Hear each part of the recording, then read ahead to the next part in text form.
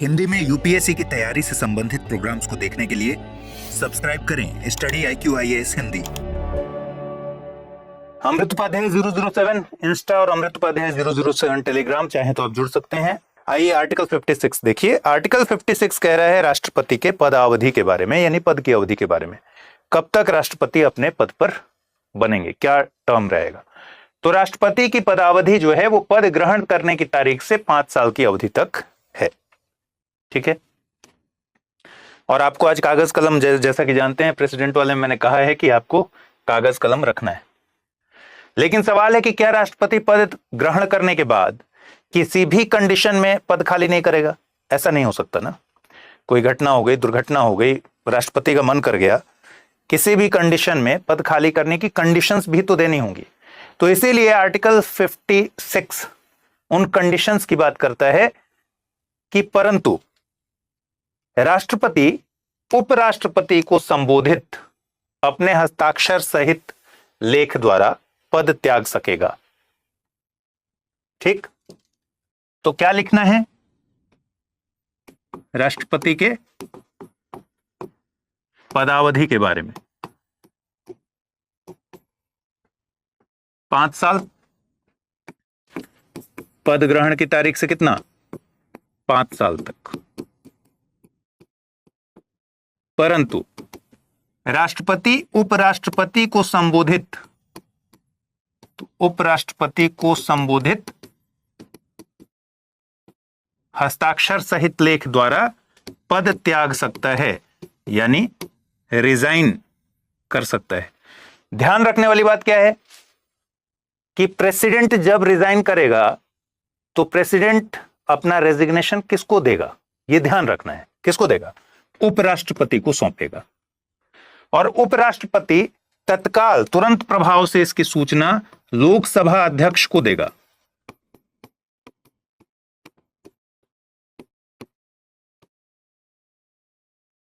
Prelims में कभी भी ऐसे सवाल पूछे जा सकते हैं।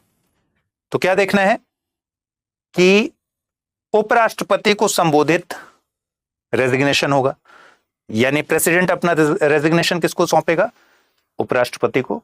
और उपराष्ट्रपति इसकी सूचना किसको देगा, लोकसभा अध्यक्ष को जल्दी से जल्दी इसकी सूचना देगा। एक कंडीशन ये हो गया। दूसरा कंडीशन क्या है, दूसरा कंडीशन है कि अगर संविधान का अतिक्रमण करने की स्थिति में राष्ट्रपति पर आर्टिकल 61 के तहत महाभियोग की कार्रवाई से उसे हटा दिया जाए। तो दूसरा क्या है, संविधान का अतिक्रमण करने पर राष्ट्रपति को अनुच्छेद 61 में उपबंधित रीति से, यानी महाभियोग की रीति से, महाभियोग द्वारा पद से हटाया जा सकेगा। तो दूसरा कंडीशन क्या हो गया, ये एक हो गया कि वो खुद से रिजाइन कर दे। दूसरा आर्टिकल 61 महाभियोग, अभी हम लोग पढ़ेंगे महाभियोग कैसे होता है, उसका प्रोसेस। और साथ में लिखना है क्या, संविधान का अतिक्रमण।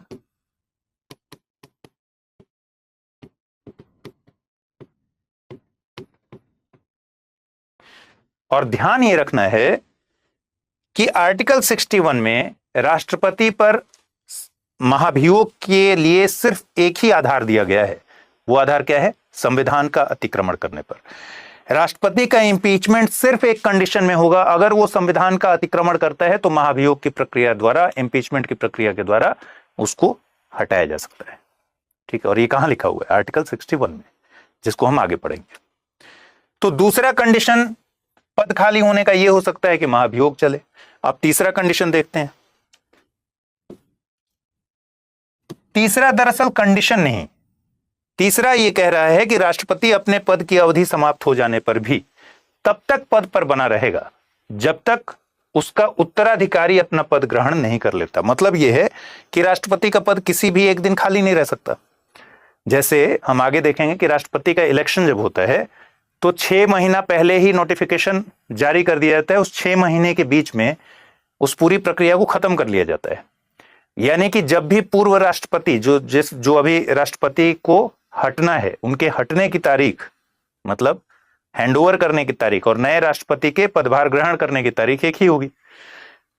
तो उस दिन से कार्रवाई शुरू हो जाएगी, उनके कार्यकाल शुरू हो जाएगा, ठीक है, हैंड ओवर कर देंगे जिस दिन से।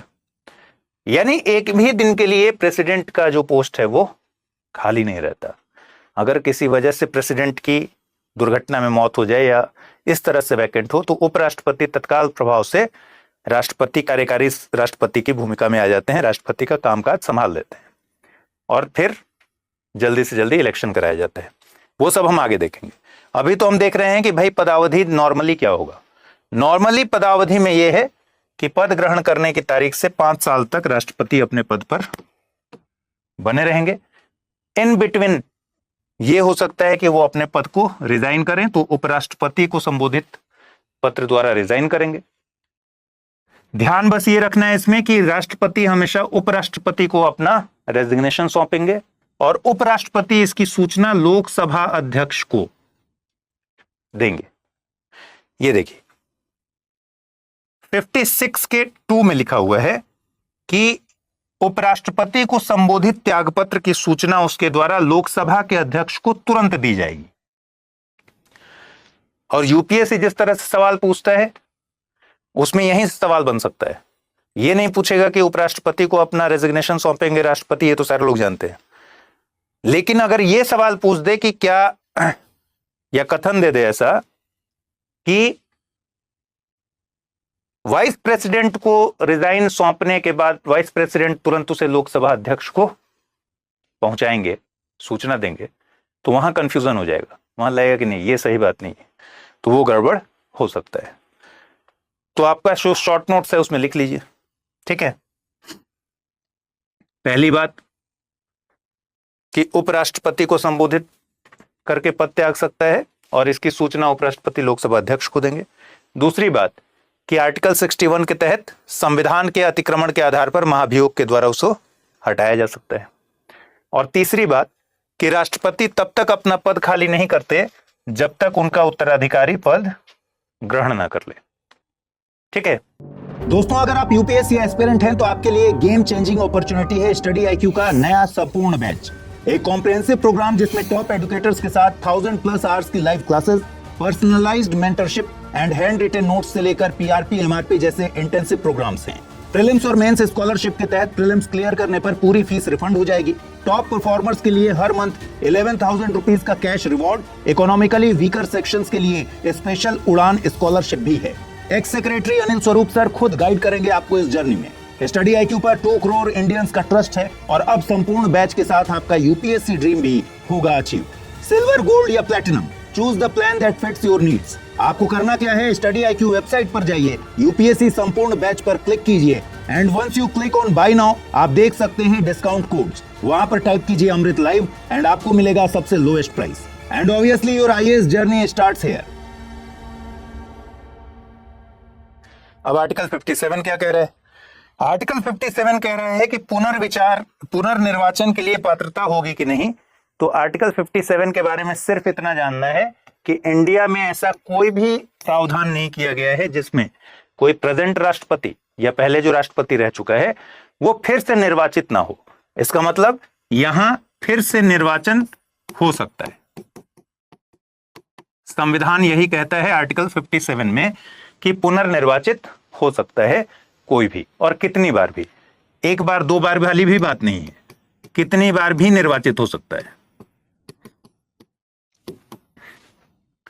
लेकिन ट्रेडिशन में एक चीज है कि एक बार से ज्यादा राष्ट्रपति बनने की परंपरा नहीं है। एक बार से ज्यादा राष्ट्रपति बनने की का एक ही उदाहरण है डॉक्टर राजेंद्र प्रसाद, जिन्होंने 2 बार राष्ट्रपति पद ग्रहण किया, ठीक है।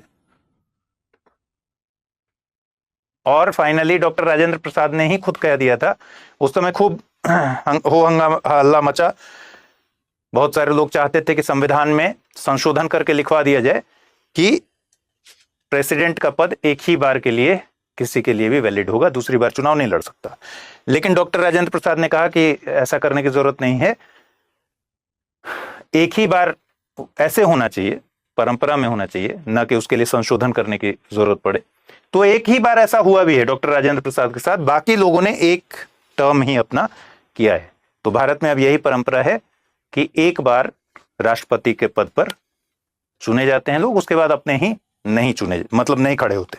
लेकिन ध्यान ये रखना है कि संविधान इसके बारे में क्या कहता है। क्या संविधान कोई कैपिंग लगाता है? क्या संविधान कहता है कि भारत में राष्ट्रपति जो है वो एक ही बार के लिए निर्वाचित होगा या 2 बार के लिए निर्वाचित होगा?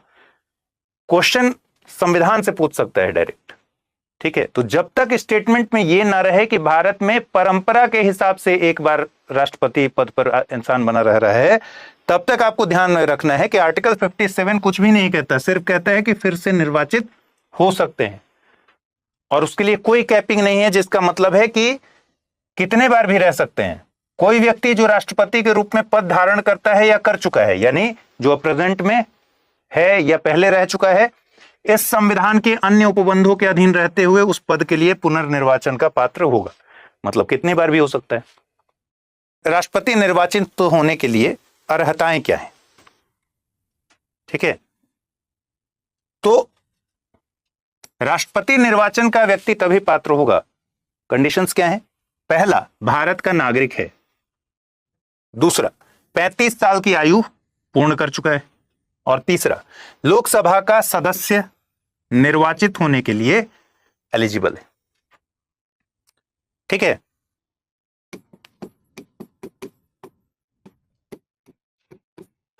पात्रता की शर्तें क्या है? पहली शर्त क्या है? भारत का नागरिक हो, सिटीजन ऑफ इंडिया। अब यहां कहां से क्वेश्चन बन सकता है? स्टेटमेंट में पूछ सकता है कि भारत का राष्ट्रपति बनने के लिए किसी भी व्यक्ति का जन्म से भारतीय नागरिक होना अनिवार्य है। जन्म से भारतीय नागरिक होना चाहिए। सही है, गलत है? गलत है तो क्यों गलत है?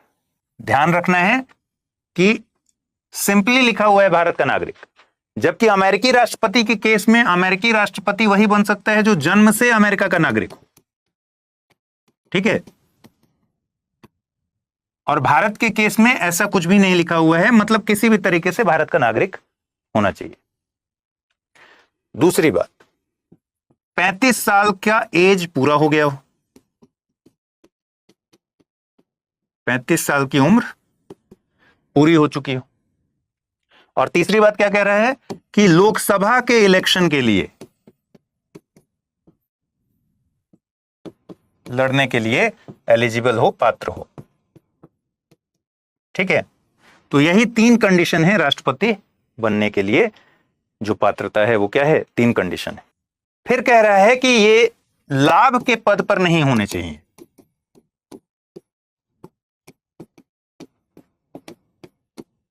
भारत सरकार या राज्य सरकार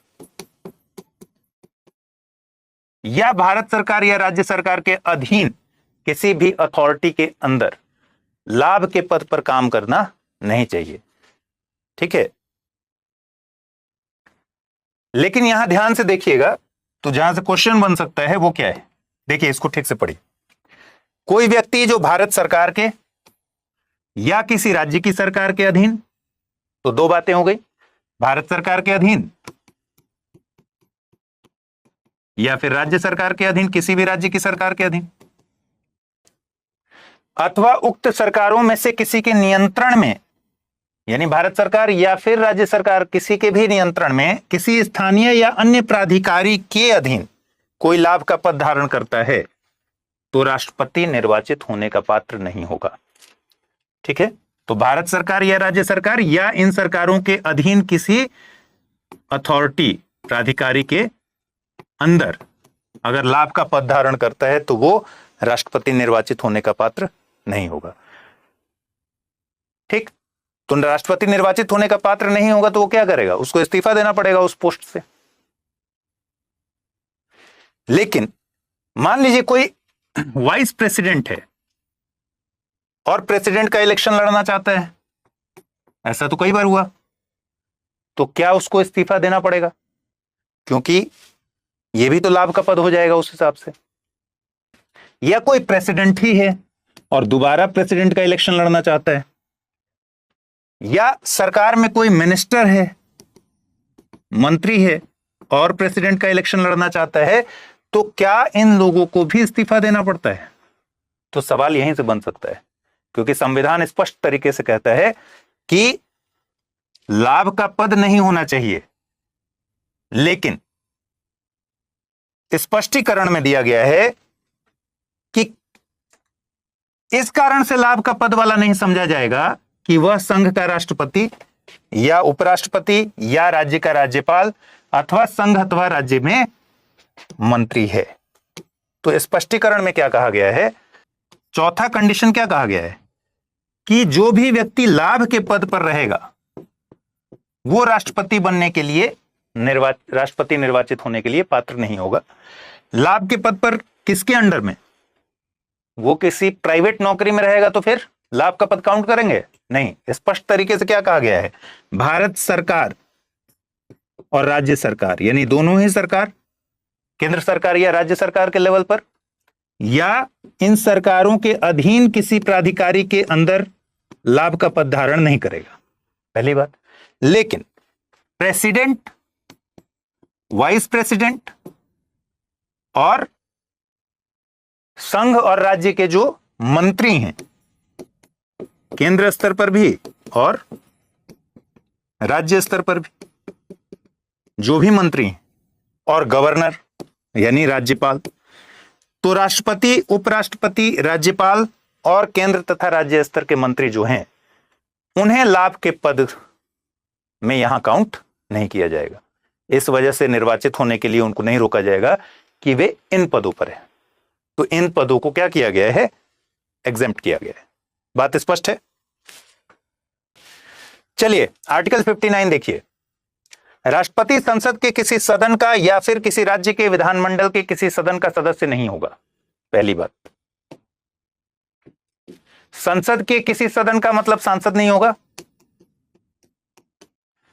राज्य के विधानमंडल के किसी सदन का सदस्य नहीं होगा, इसका मतलब एमएलए या फिर एमएलसी नहीं होगा, ठीक है। और यदि संसद के किसी सदन का या किसी राज्य के विधानमंडल के किसी सदन का कोई सदस्य राष्ट्रपति निर्वाचित हो जाता है, तो यह समझा जाएगा कि उसने उस सदन में अपना स्थान राष्ट्रपति के रूप में अपने पद ग्रहण की तारीख से रिक्त कर दिया है। आर्टिकल 59 क्या कहता है कि प्राइमरली राष्ट्रपति संसद के किसी सदन का या किसी सदन के विधानमंडल का सदस्य नहीं होगा, ठीक है। जब वो राष्ट्रपति है तो वो ना तो कोई सांसद होगा ना कोई एमएलए एमएलसी होगा, क्योंकि इससे क्या होगा? इससे राष्ट्रपति पद की गरिमा ही खत्म हो जाएगी। अगर वो किसी सांसद के बतौर भी हो और राष्ट्रपति भी रहे तो सोचिए क्या स्थिति होगी। भाई सांसद होगा किसी ना किसी पार्टी से, या फिर अगर वो भी हो, निर्दलीय भी हो, लेकिन राष्ट्रपति का पद इतनी गरिमा वाला पद है, हेड ऑफ स्टेट का पद है, कि उस पर जो भी व्यक्ति जाएगा वो किसी भी तरीके से पक्षपात की गुंजाइश नहीं छोड़ी जा सकती है, तो उसको वहां से निकालना होगा। तो राष्ट्रपति सांसद नहीं रह सकता, राष्ट्रपति एमएलए या फिर एमएलसी नहीं रह सकता, ठीक है। और मान लीजिए कि कोई सांसद या एमएलए एमएलसी राष्ट्रपति निर्वाचित हो जाता है, तो जिस दिन से वो पद ग्रहण करता है उसी दिन से उसकी संसद की सदस्यता या फिर विधानमंडल की सदस्यता राज्य में खत्म हो जाती है, रिक्त कर दिया जाता है। राष्ट्रपति अन्य कोई पद, लाभ का पद ग्रहण नहीं करेगा। राष्ट्रपति बिना किराया दिए अपने शासकीय निवासों के उपयोग का हकदार होगा, मतलब जो उसको घर मिलता है उसके लिए किराया नहीं देना होगा। ऐसी उपलब्धियों, भत्तों और विशेषाधिकारों का भी जो संसद विधि द्वारा अवधारित करे। इसका मतलब राष्ट्रपति को उपलब्धियां, वेतन, भत्ते, ठीक है, ये सब देने के लिए, पेंशन, इन सब को देने के लिए क्या करेगी? संसद एक विधि बना देगी, जो कि बना हुआ है।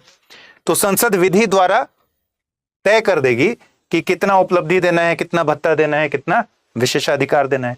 और जब तक ऐसा कोई विधि नहीं बनता, विधि ऐसी कोई नहीं बनती है, जब तक ऐसा कोई उपबंध नहीं किया जाता है, तो फिर दूसरी अनुसूची में दिया हुआ है कि क्या होगा उपलब्धि, भत्ता और विशेषाधिकार।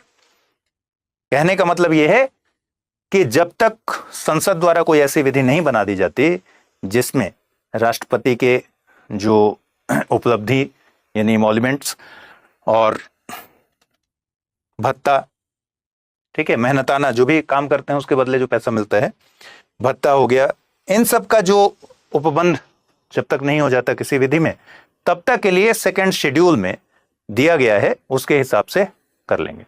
तो सेकंड शेड्यूल में क्या दिया गया है, ये यहां पर क्वेश्चन बन सकता है।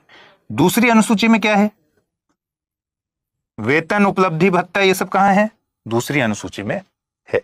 और चौथा पॉइंट कह रहा है कि राष्ट्रपति की उपलब्धियां और भत्ते उसकी पदावधि के दौरान कम नहीं किए जा सकते। ठीक है, अब बताइए मुझे कि ए व्यक्ति आज राष्ट्रपति है, ठीक है, ए व्यक्ति वर्तमान में प्रेसिडेंट है, इनको मिलता है 5 लाख रुपए पर मंथ, ठीक है।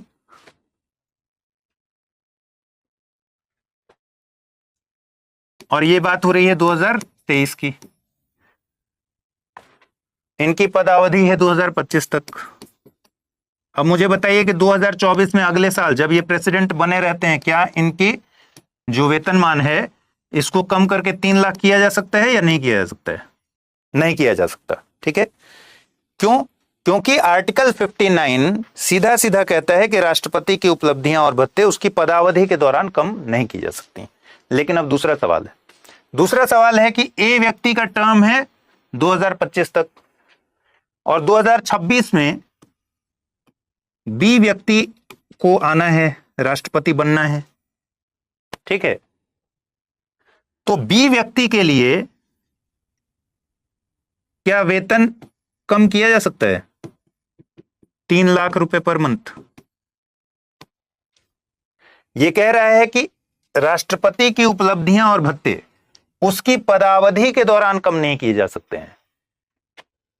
मतलब एक व्यक्ति जो प्रेसिडेंट बन गया, उस समय जो उसको अमाउंट मिल रहा था अगर 5 लाख रुपए, तो अब उसकी पद की अवधि के दौरान 5 साल तक यह अमाउंट कम नहीं किया जा सकता। लेकिन जो अभी प्रेसिडेंट बना ही नहीं है, उसका टर्म शुरू ही नहीं हुआ है अभी, वो प्रेसिडेंट जब बन जाएगा, उसके पद की अवधि शुरू हो जाएगी, तब हम कम नहीं कर सकते हैं। अदरवाइज विधि द्वारा ही तो करना है, कम कर सकते हैं, क्यों नहीं कर सकते?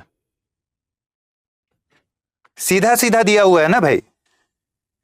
राष्ट्रपति बिना किराया दिए अपने शासकीय निवासों के उपयोग का हकदार होगा, मतलब जहां रहेगा वहां पैसा नहीं देना है, पहली बात। ऐसे उपलब्धि, भत्तों और विशेषाधिकारों का भी जो संसद विधि द्वारा अवधारित करे, इसका मतलब कि उपलब्धि, भत्तों और विशेषाधिकारों का प्रबंध कैसे होगा, संसद लॉ बनाकर करेगी। और चौथा पॉइंट कह रहा है कि कोई भी राष्ट्रपति पदावधि के दौरान उसकी उपलब्धि और भत्ते को कम नहीं कर सकते। यानी जब उसने टर्म शुरू कर दिया, और क्वेश्चन अगर यहां से पूछ देगा तो निश्चित तौर पर गलती हो जाएगी।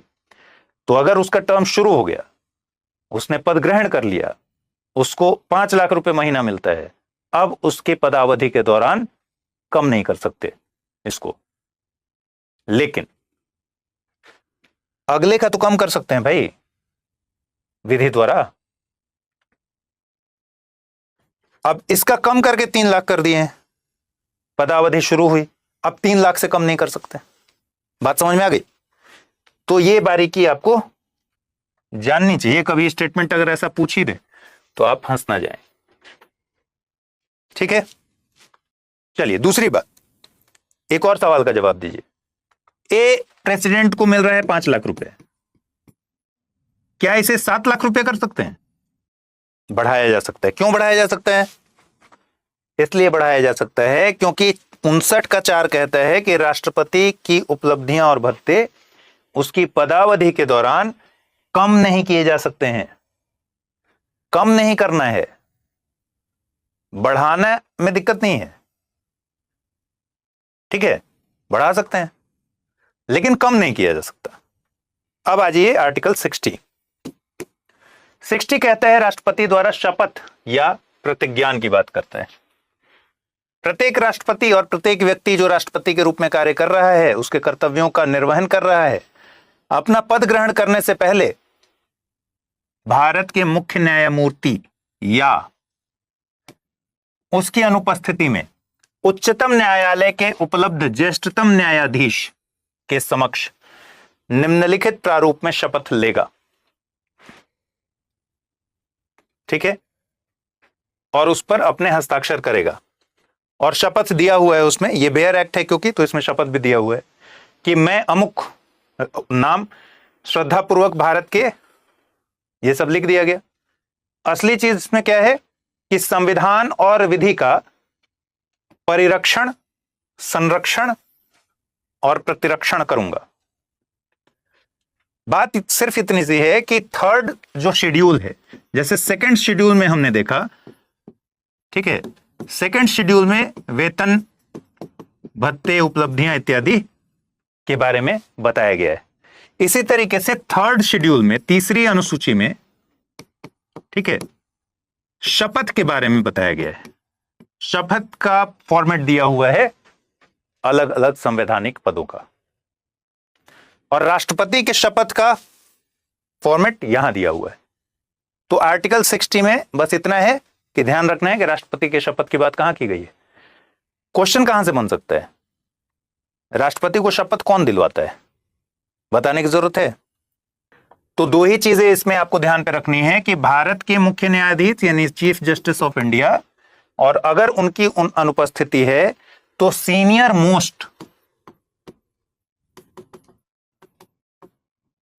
मोस्ट जज ऑफ सुप्रीम कोर्ट शपथ दिलवाएंगे। अब आ जाइए महाभियोग, आर्टिकल 61, ठीक है। आर्टिकल 61 कहता है कि एक ही आधार है राष्ट्रपति को हटाने का, और वो आधार है संविधान का अतिक्रमण। क्या आधार है जिसके आधार पर इंपीचमेंट होगा? संविधान का अतिक्रमण। यानी राष्ट्रपति को सिर्फ और सिर्फ एक ही आधार पर हटाया जा सकता है। आपको ध्यान रखना है कि वो आधार क्या है, संविधान का अतिक्रमण। दूसरी बात, संसद का कोई सदन आरोप लगाएगा, इसका मतलब इंपीचमेंट की प्रक्रिया जो शुरू होगी वो संसद के किसी भी सदन द्वारा शुरू की जा सकती है,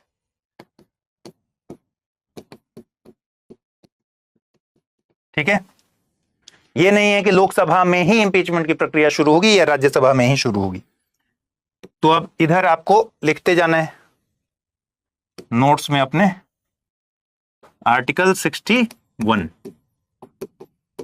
क्या है, महाभियोग। आधार क्या है, संविधान का अतिक्रमण।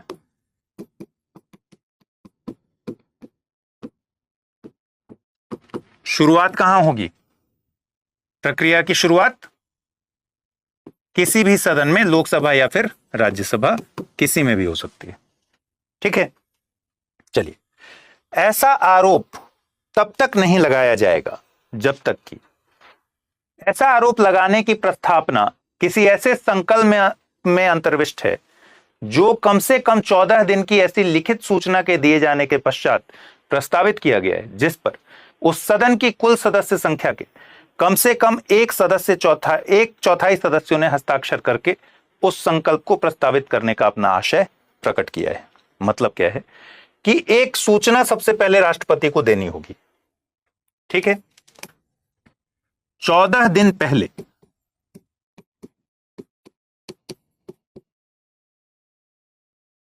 कितना बोल रहा है, कम से कम 14 दिन की लिखित सूचना देनी होगी। तो 14 दिन पहले, या इसको कम से कम लिख लीजिए, कम से कम 14 दिन पहले, मतलब ज्यादा भी हो सकता है। कम से कम 14 दिन पहले एक लिखित सूचना, जिसको आप कहते हैं नोटिस देना होगा, तो लिखित सूचना देनी होगी राष्ट्रपति को।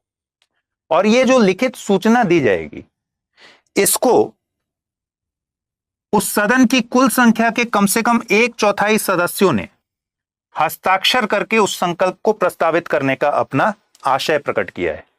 मतलब कि ये लिखित सूचना किसके बारे में है कि भाई हम आप पर संविधान के अतिक्रमण के आरोप में महाभियोग चलाने के लिए संकल्प पारित करने वाले हैं। तो संकल्प का आशय,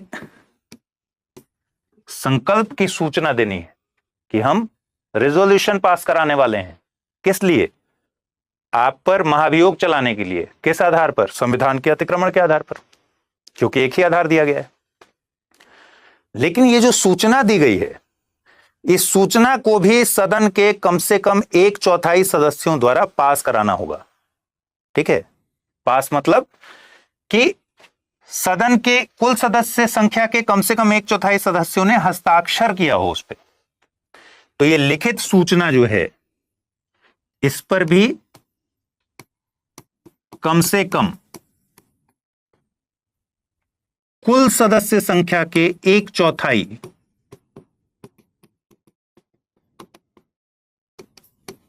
1/4 सदस्यों का हस्ताक्षर होगा, साइन होगा। ठीक है, ध्यान दीजिए, अभी संकल्प पारित नहीं हो रहा है। अभी क्या हो रहा है? संविधान के अतिक्रमण का मामला आया, राष्ट्रपति पर इंपीचमेंट शुरू हुआ। किसी भी सदन में, लोकसभा में या फिर राज्यसभा में, जिस भी सदन में शुरू होगा, वो राष्ट्रपति को एक लिखित सूचना वो सदन भेजेगा। तो जो लिखित सूचना दी जाएगी कि हम संकल्प पारित करने वाले हैं आप पर महाभियोग का, उस लिखित सूचना पर सदन की कुल सदस्य संख्या के कम से कम 1/4 लोग, 1/4 लोग सदस्य साइन करेंगे। पहली बात।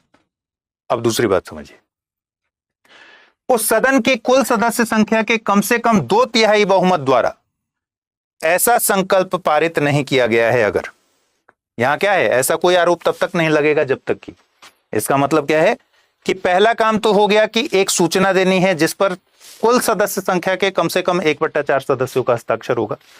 दूसरी बात, जिस सदन में भी यह शुरू हुआ है, उस सदन के कुल सदस्य संख्या के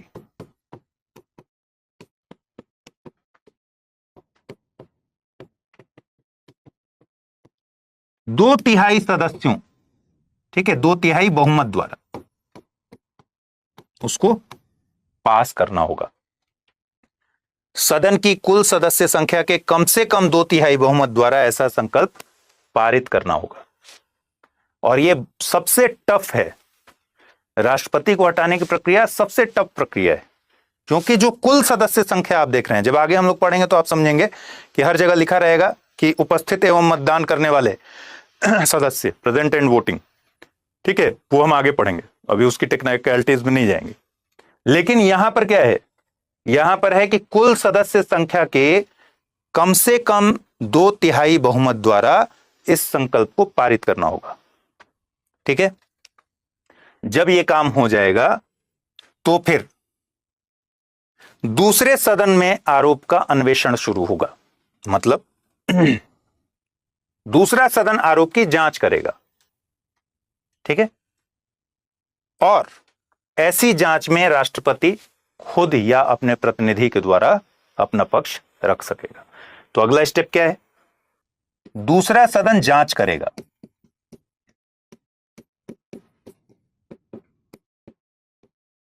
ठीक है, और वहां पर प्रेसिडेंट खुद या अपने प्रतिनिधि द्वारा अपना पक्ष रखेगा। यदि अन्वेषण के परिणाम स्वरूप, यानी सेकंड हाउस में जब जांच किया गया और पता चला कि लगाया गया आरोप सही है, सिद्ध हो गया,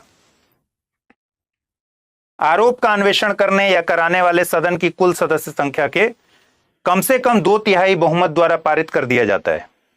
मतलब जिस हाउस में आरोप की जांच की गई है, फिर वहां वही प्रक्रिया अपनानी पड़ेगी कि कुल सदस्य संख्या के कम से कम 2/3 बहुमत द्वारा पारित कर दिया जाता है।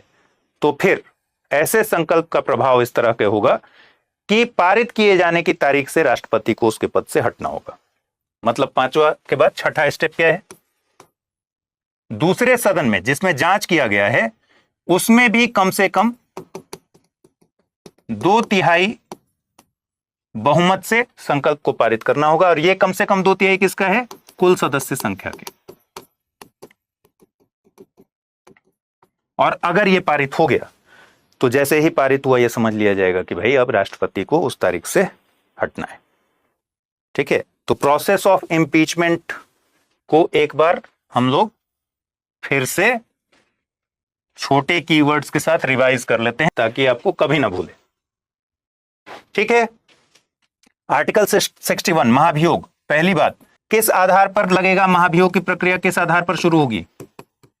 केवल एकमात्र आधार दिया गया है, संविधान का अतिक्रमण करने पर। ठीक है, दूसरी बात, लोकसभा में शुरू होगा या फिर राज्यसभा में शुरू होगा? लोकसभा या फिर राज्यसभा, दोनों में से किसी में भी शुरू हो सकता है। ठीक है, तीसरी बात, जिस भी सदन में शुरू होगा उसमें सबसे पहले क्या करना होगा? एक लिखित सूचना भेजनी पड़ेगी राष्ट्रपति को, कम से कम 14 दिन पहले लिखित सूचना भेजनी होगी सदन द्वारा कि हम संकल्प पारित करने जा रहे हैं। और इस लिखित सूचना पर कितने लोग साइन करेंगे? उस सदन की कुल सदस्य संख्या के कम से कम 1/4 मेंबर साइन करेंगे। अभी रिजोल्यूशन पास नहीं हो रहा है, संकल्प पारित नहीं हो रहा है, सिर्फ साइन किया जा रहा है। ठीक है, चौथी बात, जब सूचना भेज देंगे, ठीक है, तो संकल्प पारित करेंगे उस सदन से। और ये ऐसा सदन से संकल्प कैसे पारित होगा? कुल सदस्य संख्या के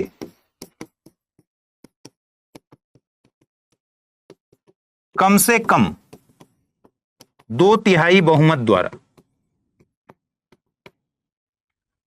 ठीक है, अब एक सदन से पास हो गया, जिस सदन में आरोप लगा उस सदन में 2 प्रक्रिया हुई। एक तो सूचना भेजी गई राष्ट्रपति को 14 दिन पहले कुल सदस्य संख्या के कम से कम 1/4 सदस्यों के साइन के साथ। और दूसरा क्या हुआ? दूसरा हुआ कुल सदस्य संख्या के कम से कम 2/3 बहुमत से उसको पास किया गया, संकल्प पारित किया गया। अब ये चला दूसरे सदन में। दूसरे सदन में काम क्या होगा? पहला काम होगा जांच की जाएगी आरोपों की। और जिस सदन में जांच की जाएगी, मतलब दूसरे सदन में जिसमें आरोप लगा उसमें जांच नहीं हो रही है, वहां तो पास करके भेज दिया गया। दूसरे सदन में जांच शुरू हुई। जब जांच की जाएगी तो राष्ट्रपति को यहां अधिकार होगा कि वो खुद आ जाए या फिर अपने उत्तराधिकारी के जरिए, प्रतिनिधि के जरिए वहां अपने बचाव करने का हक है उसको। ठीक है, अपना पक्ष रखने का हक है। अगर ये सदन, जांच करने वाला सदन, फिर से पहले सदन की तरह ही कुल सदस्य संख्या के कम से कम 2/3 बहुमत से संकल्प पारित कर देता है, तो क्वेश्चन क्या बन सकता है? दोनों सदनों से अलग अलग विशेष बहुमत से पारित हो रहा है, ध्यान रखिएगा। ठीक है, तो जैसे ही पारित कर देता है दूसरा सदन भी, जिस दिन पारित हो गया उस तारीख से क्या हुआ? राष्ट्रपति को हटना होगा, महाभियोग इंप्लीमेंट हो जाएगा। समझ में आ गई होगी मेरे ख्याल से पूरी बात। चलिए, बाय बाय, ख्याल रखिए। दोस्तों, अगर आप यूपीएससी एस्पिरेंट हैं तो आपके लिए गेम चेंजिंग अपॉर्चुनिटी है स्टडी आईक्यू का नया संपूर्ण बैच। एक कॉम्प्रिहेंसिव प्रोग्राम जिसमें टॉप एडुकेटर्स के साथ 1000+ आवर्स की live classes, personalised mentorship and hand written notes से लेकर पीआरपी, एमआरपी जैसे इंटेंसिव प्रोग्राम्स हैं। प्रीलिम्स और मेंस स्कॉलरशिप के तहत प्रीलिम्स क्लियर करने पर पूरी फीस रिफंड हो जाएगी।